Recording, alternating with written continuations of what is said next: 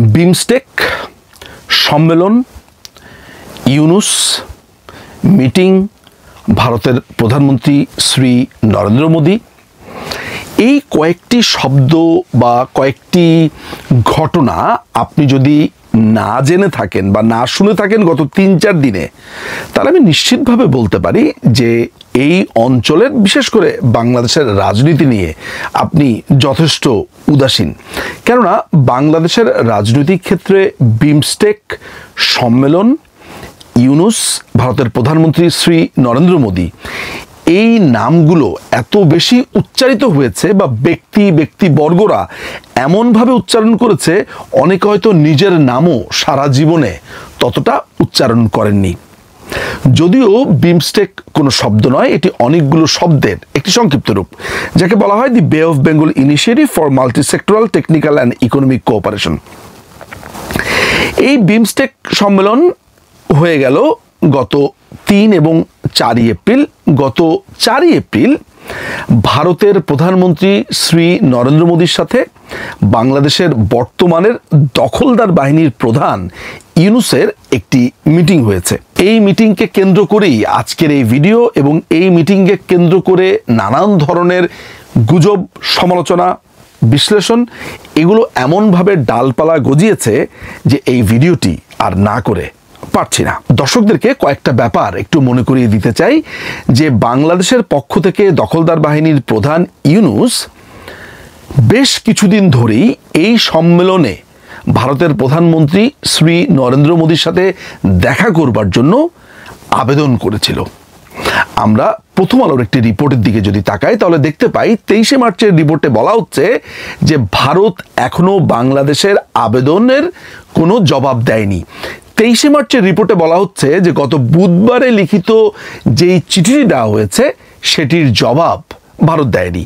তাহলে 23শে মার্চের ওই দিনের কথাতে যদি বুধবারের কথা বলা হয়, তাহলে আমরা তারিখ বিবেচনায় দেখতে পাই যে 19শে মার্চ বাংলাদেশ ভারতের সাথে একটি মিটিংয়ের জন্য, অর্থাৎ বিমস্টেক সম্মেলন যখন হবে, সেই সম্মেলনের সাইডলাইন অনেক ধরনের মিটিং হয়, এরকম একটি মিটিংয়ের জন্য নরেন্দ্র মোদীর সাথে মিটিং করতে চেয়েছিল, যেটির জবাব 23শে মার্চ পর্যন্ত দেওয়া হয়নি। এবং শেষ মুহূর্তে এসে সেই মিটিংয়ের আয়োজন হয়। এটা বলে নেওয়া ভালো দর্শকদের জন্য যে এই সাক্ষাৎ হওয়ার পেছনে থাইল্যান্ডের একটা বড় ধরনের ভূমিকা আছে। তারা নেপথ্যে কাজ করেছে, তারা শ্রী নরেন্দ্র মোদীকে নানানভাবে কনভিন্স করেছে যে এই মিটিংটা আপনি করতে পারেন। এবং সোজা কথা হচ্ছে যে এরকম লবিংয়ের ফলে এবং নানা দিক বিবেচনা করে শ্রী নরেন্দ্র মোদী বা ভারত রাজি হয়েছে এই দখলদার বাহিনীর প্রধান ইউনুসের সাথে মিটিংয়ে বসতে। এই মিটিংয়ের পরে ইউনুসের যেই প্রোপাগান্ডা বাহিনী আছে, ইউনুসের যে একটা গৃহপালিত প্যারট আছে বা তোতা পাখি আছে, যে সামাজিক যোগাযোগ মাধ্যমে এসে তারা মনের মাধুরী মিশিয়ে সে তথ্য দিয়ে থাকে। যেমন এই মিটিংয়ের পরপর সে বলছে তার নাকি জীবনের যত রকমের কথা আছে, যত কিছু আছে, সব নাকি শ্রী নরেন্দ্র মোদীকে বলে দিয়েছে। আমরা বলে দিয়েছি। কি বলে দিয়েছেন? সেখানে নাকি তারা বলেছে যে মাননীয় প্রধানমন্ত্রী শেখ হাসিনার প্রত্যাবর্তনের কথা বলা হয়েছে। সেখানে নাকি বাংলাদেশের সাথে নানান ধরনের ইস্যুসগুলো সেখানে আলোচনা হয়েছে। মিটিং হয়েছে 15 থেকে 20 মিনিট, কেউ কেউ বলছে 30 মিনিট, সেটা নিয়ে ডাউট আছে। এই 30 মিনিটে বাংলাদেশের সমস্ত কিছু, যত রকমের ইস্যুস আছে, সব নাকি তুলে ফেলেছে ভারতের সাথে। এগুলো সবই সামাজিক যোগাযোগ মাধ্যম, বিভিন্ন পত্রপত্রিকার নিউজের একটা সম্মিলিত রূপ আপনাকে আমি বললাম। ইউনুস গত প্রায় 8 মাস ধরে যখনই পৃথিবীর বিভিন্ন সরকার প্রধানের সাথে দেখা করছিলেন, তখনই চোথার মতো বা একটা নকলের মতো একটা চটি বই সেই সরকার প্রধানদের হাতে ধরিয়ে দিচ্ছিলেন। সেখানে জামাত শিবিরের যে সন্ত্রাসী, যেই আবু সাইদ, তার 2 হাত প্রসারিত করা, তার সুইসাইডাল অ্যাটেম্পটের একটি বুকলেট, কিংবা সেটার ভেতরে নানান ধরনের অপবাদজনক, নানান ধরনের মিথ্যে প্রোপাগান্ডা এইসব সরকার প্রধানদের কাছে হস্তগত হচ্ছিল। কিন্তু আশ্চর্যের ব্যাপার লক্ষ্য করা গেল যে শ্রী নরেন্দ্র মোদীর ক্ষেত্রে এই কাজটি করা হয়নি। কিন্তু নরেন্দ্র মোদীকে কি দেওয়া হয়েছে? নরেন্দ্র মোদীকে দেওয়া হয়েছে আজকে থেকে খুব সম্ভবত প্রায় 10 বছর আগে নরেন্দ্র মোদী ইউনুসকে একটি মেডেল দিচ্ছে ভারতের কোন একটা প্রোগ্রামে, সেইটার একটা ছবি। অর্থাৎ নরেন্দ্র মোদীকে ইমপ্রেস করবার জন্য খুবই সস্তা একটা পদ্ধতি অবলম্বন করেছে। ইউনুসের বাহিনী সারাটে দিন ধরে ইউনুস সহ ভারতকে গালিগালাজ করে, কিন্তু দেখা হওয়ার পরে সেই ছবিটাই দেয় যেই ছবিটা দেখে মনে হয় যে নরেন্দ্র মোদীর হাত থেকে গোল্ড মেডেল নেওয়াতে ইউনুসের জীবন ধন্য হয়ে গেছে। কিন্তু কথা হচ্ছে যে যেই আলাপটা উঠেছে, যেই আলাপের কারণে আজকের এই ভিডিওটা আমি করতে বসেছি, সেটি হচ্ছে যে এই মিটিংয়ের ফলে নাকি ভারত বাংলাদেশ আওয়ামী লীগকে ছুঁড়ে ফেলে দিয়েছে। ভারত নাকি বাংলাদেশ আওয়ামী লীগের সভানেত্রী মাননীয় প্রধানমন্ত্রী শেখ হাসিনাকে গৌণ করে তুলেছে। এখন এই যে গৌণ করে তুলেছে, ছুঁড়ে ফেলেছে, এই কথা যে বলছি, এটাই বা কার কথা? একটা দীর্ঘ সময় ধরে বাংলাদেশ আওয়ামী লীগ এবং ভারত এই দুটোকে মিলিয়ে এক ধরনের প্রপাগান্ডা করেছে। এই ইউনুস বাহিনীরাই বা ইউনুস বাহিনীর মতো এই এন্টি বাংলাদেশ ফোর্সরাই বারবার বলেছে ভারত নাকি কখনোই বাংলাদেশের সাথে সম্পর্ক গড়েনি, সম্পর্ক গড়েছে নাকি বাংলাদেশ আওয়ামী লীগের সাথে। এই প্রপাগান্ডা তারা ছড়ানোর সাথে সাথে বলেছে যে বাংলাদেশ আওয়ামী লীগ যদি ক্ষমতায় আসে তাহলে ভারতের কাছে দেশ বিক্রি করে দিবে, মসজিদের মধ্যে উলুধ্বনি হবে, সোজা কথা হচ্ছে সমস্ত কিছু নাকি ভারতকে দিয়ে দিবে। এই ধরনের একটা প্রপাগান্ডা বাংলাদেশে স্বাধীনতার পরপর চালু রয়েছে। যারা এই প্রপাগান্ডাটা করছে তাদেরই অংশীজন যখন শ্রী নরেন্দ্র মোদীর সাথে সাক্ষাৎ হওয়ার পর আবার বলছে যে আমরা জিতে গেছি, আমরা নরেন্দ্র মোদীকে দেখিয়ে দিয়েছি, ভারত আমাদেরকে দেখে ভয় পেয়েছে, তখন হাসবো না কাঁদবো না কি করব, আমরা কোন অনুভূতিটা প্রকাশ করব, সেটি আসলে বুঝে উঠতে পারি না। তবে বাংলাদেশের সামাজিক যোগাযোগ মাধ্যমে বা পত্রপত্রিকা বা সাধারণ মানুষ যেই কথাটা বলছে বা জিজ্ঞেস করছে যে শ্রী নরেন্দ্র মোদী এই দখলদার বাহিনীর প্রধানের সাথে দেখা যে করেছেন, এটি কি ঠিক হয়েছে? একটি ইল্লিগাল সরকারকে লেজিটিমেসি কি এর মধ্যে দেওয়া হলো? এই ধরনের অনেকগুলো প্রশ্ন এসেছে এবং একই সাথে প্রশ্ন এসেছে যে বাংলাদেশ আওয়ামী লীগের ব্যাপারে ভারত কি তার চিন্তা পরিবর্তন করেছে বা ছুঁড়ে ফেলে দিয়েছেন কিনা, এই ধরনের অনেক কিছু, এবং যে কারণে এই ভিডিওটি আমি করতে বসেছি। আমরা যখন এই ভিডিওটা করছি তারও প্রায় 10 ঘন্টা আগ থেকে একটি সংবাদ চারদিকে ভেসে বেড়াচ্ছে। সেই সংবাদটা কি আমি একটু পড়ে শোনাই। সেটা হচ্ছে শিলিগুড়ি করিডোরে ভারী যুদ্ধাস্ত্র মোতায়েন ভারতের। শুক্রবার ব্যাংকক থেকে দ্বিপাক্ষিক সফরে শ্রীলঙ্কার রাজধানী কলম্বোতে পৌঁছেছেন ভারতের প্রধানমন্ত্রী নরেন্দ্র মোদী। এর আগে বিমস্টেক সম্মেলনে অংশ নিতে দুদিনের থাইল্যান্ড সফর শেষ করেছেন তিনি। নরেন্দ্র মোদীর আঞ্চলিক সফরের মাঝে ভারতের বহুল আলোচিত চিকেন স্নেক খ্যাত শিলিগুড়ি করিডোরে ব্যাপক নিরাপত্তা ব্যবস্থা জোরদার করেছে নয়াদিল্লি। এমনকি সেখানে অত্যাধুনিক যুদ্ধাস্ত্রের পাশাপাশি মোতায়েন করা হয়েছে S-400 ক্ষেপণাস্ত্র ব্যবস্থাও। তো ইউনুসের সাথে এত বড় মিটিং করেছে, এত বড় সফল মিটিং যারা ছড়ালো, তারা এই সংবাদের ঠিক কি উত্তর দেবে আমি জানি না।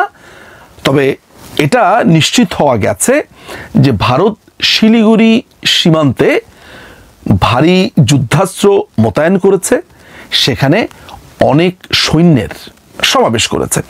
এবার ফিরে আসি বিমস্টেক সম্মেলনে ভারতের প্রধানমন্ত্রী শ্রী নরেন্দ্র মোদীর সাথে বাংলাদেশের দখলদার বাহিনীর প্রধান মোহাম্মদ ইউনুসের মিটিং সংক্রান্ত বিষয়।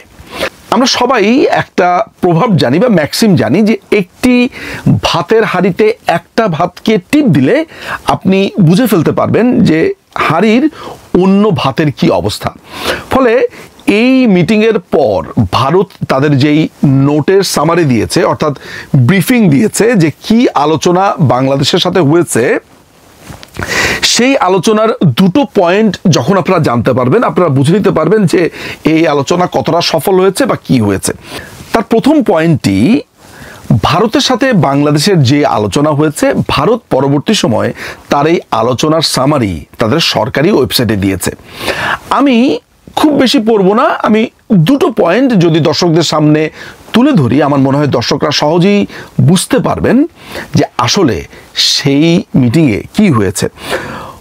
মিটিংয়ের ক্ষেত্রে বলা হচ্ছে, the chief advisor of the interim government of Bangladesh, Prime Minister reiterated India's support for a democratic, stable, peaceful, progressive and inclusive Bangladesh. He underlined that India believed in a people-centric approach to the relationship and highlighted the cooperation between the two countries over a long period of time that has delivered tangible benefits to people in both countries.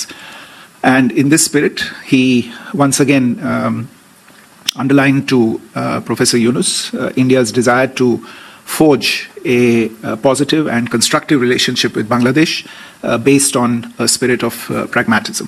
দ্বিতীয় পয়েন্টে বলা হচ্ছে যে Prime Minister also urged in this regard that any rhetoric that vitiates the environment is best avoided. On the border, strict enforcement of the law and the prevention of illegal border crossings, especially at night, is necessary for maintaining border security and stability. There are a number of bilateral mechanisms between the two countries, and these mechanisms could meet as appropriate to review and take forward our ties. প্রথম দুটো আলোচনার বাংলা সারমর্মটা হচ্ছে এমন যে শ্রী নরেন্দ্র মোদী বলছে যে তারা বাংলাদেশকে একটি গণতান্ত্রিক রাষ্ট্র হিসেবে দেখতে চায়, একটা ইনক্লুসিভ গণতন্ত্রে দেখতে চায়।